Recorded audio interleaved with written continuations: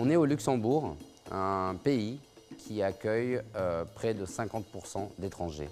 Une grande part de réfugiés qui viennent de Syrie, qui viennent d'Érythrée, qui ont fui la guerre, la barbarie, qui ont fui des situations très difficiles dans leur pays et qui se retrouvent ici accueillis pour assister à un projet culturel qui les réunit.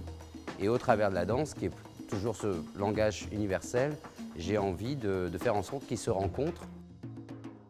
Moi, j'avais lu un livre qui s'appelle « Dans la mer, il y a des crocodiles » et ça parlait d'un garçon qui a quitté tout seul son pays, l'Afghanistan, et qui a fait tout un périple pour arriver jusqu'en Europe, pour justement fuir les dangers qui existent dans son pays. Et alors moi, j'étais vraiment intéressée de rencontrer aussi des jeunes qui ont un vécu similaire et qui se retrouvent pour des raisons ou des autres au Luxembourg. I'm from Kurdistan of Syria. I'm from Afghanistan. Kurdistan, Iraq. Dans tout le travail que j'ai fait, que j'ai commencé il y a 1 an et demi, j'ai jamais utilisé le mot réfugié.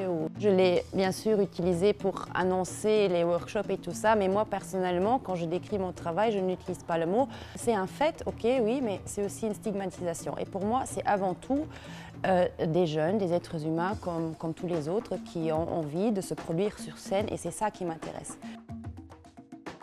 Mila, c'est une metteuse en scène qui travaille, elle, depuis des années et tout au long de l'année avec plusieurs personnes en difficulté. Pas toujours les mêmes, elle travaille plutôt autour du théâtre avec eux, de la parole.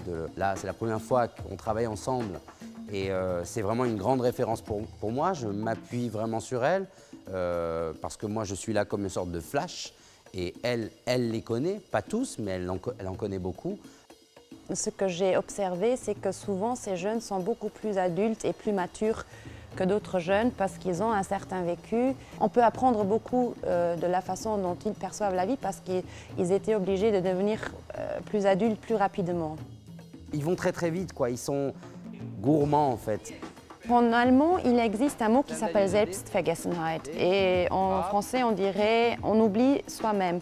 À partir du moment où on a atteint ça en tant qu'acteur ou en tant que leader d'un workshop, où on voit que les jeunes sont dans un état où ils s'oublient eux-mêmes, qu'ils sont vraiment dans une liberté d'expression, alors à partir de ce moment-là, il n'y a plus de barrière. On est dans l'expression artistique. Ce n'est plus important d'où on vient, quel est son caractère, mais on est dans un langage commun.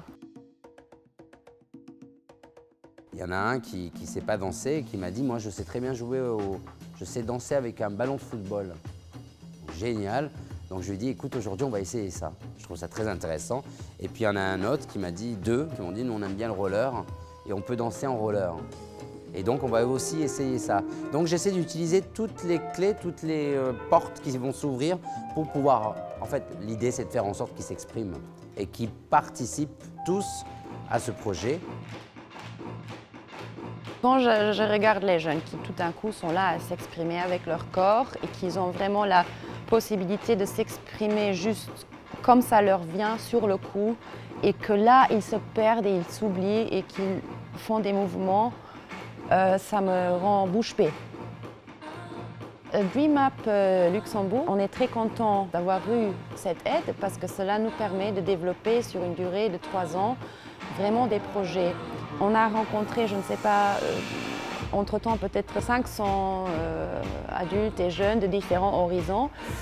Et le but, c'est que ceux qui sont vraiment intéressés de se produire professionnellement sur une scène auront vraiment la possibilité de continuer. Donc ce n'est pas un projet qui s'oublie éphémère, mais c'est vraiment sur la durée qu'ils peuvent s'investir.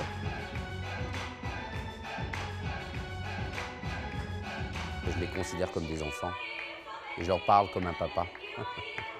C'est-à-dire que quand un enfant a tellement souffert, a vu la guerre, a vu la souffrance très jeune, je crois qu'il est important de lui dire « tu es un enfant, continue à t'épanouir en tant qu'enfant ». On ne peut pas enlever des traumatismes quand même, c'est pas possible, mais juste de dire à un enfant « tu es un enfant et reste un enfant ». Tu grandiras plus tard, tu as le temps. Bravo.